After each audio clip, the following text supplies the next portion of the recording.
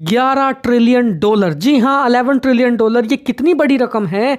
दरअसल भारत की अर्थव्यवस्था आज 4.2 ट्रिलियन डॉलर है, यानी कि हमारी जीडीपी से करीबन 2.5 गुना ज़्यादा। इतना ही नहीं, दुनिया की दूसरी सबसे बड़ी अर्थव्यवस्था चीन, उसकी भी जीडीपी 18 ट्रिलियन डॉलर है, यानी कि चीन की जीडीपी का करीबन 60%। इतनी बड़ी रकम की हम बात कर रहे हैं, लेकिन ये 11 ट्रिलियन डॉलर है क्या?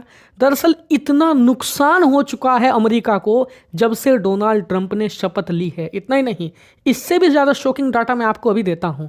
पिछले 48 घंटों में अमेरिका के लोगों को 6 ट्रिलियन डॉलर का चूना लग चुका है। जी हाँ, 6 ट्रिलियन डॉलर की वेल्थ अमेरिकी मार्केट से वाइप आउट हो चुकी है। और उसके ऊपर दर्दनाक चीज़ ये हो रही है कि डोनाल्ड ट्रंप की जो इकोनॉमिक पॉलिसी है ना अमेरिका को लेकर, वो माइंडलेस है। वो सिर्फ एजेंडे पर चल रही है, और उन्हें जो ये टैरिफ सिर्फ चीन या अमेरिका के दुश्मन देशों पर लगाने चाहिए थे, उन्होंने दुश्मनों पर जितने टैरिफ लगाए हैं उससे ज़्यादा अपने दोस्तों पर लगा डाले हैं। इसीलिए अमेरिका दुनिया भर में डिप्लोमेटिकली आइसोलेट होता जा रहा है। यकीन मानिए, इस समय अमेरिकन डिप्लोमेट्स को शर्मिंदगी झेलनी पड़ रही है यूरोप के अंदर, एशिया के अंदर, और हर उस देश में जहां अमेरिका का अच्छा प्रभाव था, अच्छी इमेज थी, सब मटिया मेट हो चुकी है। और इतना ही नहीं, खुद अमेरिकी जनता इसका दर्दनाक नुकसान झेल रही है। आप सोचिए, शेयर मार्केट से 11 ट्रिलियन डॉलर की वेल्थ खत्म हो गई। 11 ट्रिलियन डॉलर एक ह्यूमंगस रकम होती है।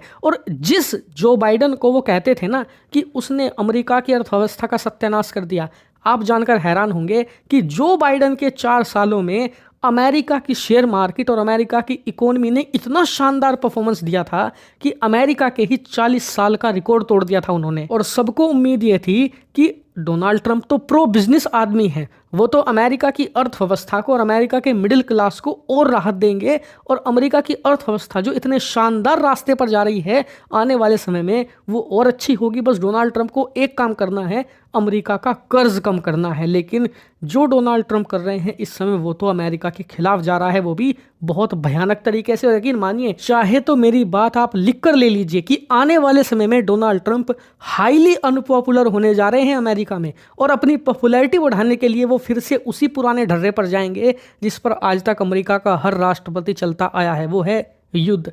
आज तक अमेरिका में जितने भी राष्ट्रपति आए हैं ना, जब जब उनकी पॉपुलैरिटी अमेरिका में गिरती है, वो किसी देश पर युद्ध छेड़ देते हैं और अमेरिका की सुरक्षा के नाम पर अपने आप को विश्व नेता घोषित करते हैं, जिससे कि उनकी पॉपुलैरिटी थोड़ी बहुत बढ़ जाती है। डोनाल्ड ट्रंप का कहना यह था कि वो कभी भी ऐसे राष्ट्रपति नहीं बनेंगे, लेकिन जो उनकी इकोनॉमिक पॉलिसीज़ हैं उनकी बदौलत आने वाले कुछ ही महीनों में उन्हें किसी ना किसी देश के खिलाफ या तो युद्ध छेड़ना होगा या कॉन्फ्लिक्ट स्टार्ट करना होगा, ताकि अमेरिकी जनता का ध्यान बट सके। क्योंकि अगर वो इसी तरीके से चलते रहे और अमेरिकी जनता का ध्यान पूरी तरीके से अमेरिका की अर्थव्यवस्था पर रहा, तो उनके खिलाफ कब महाभियोग आ जाएगा संसद में, पता भी नहीं लगेगा। और अब आपका काम है वो ये कि पिछले 2.5 महीनों के डोनाल्ड ट्रंप के कार्यकाल को आप 10 में से कितने नंबर दोगे? जेन्युइन, चाहे आप ट्रंप के समर्थक हो या विरोधी हो, जेन्युइन नंबर दीजिएगा कमेंट सेक्शन में। फिलहाल इस वीडियो में इतना ही। Thank you very much for watching video.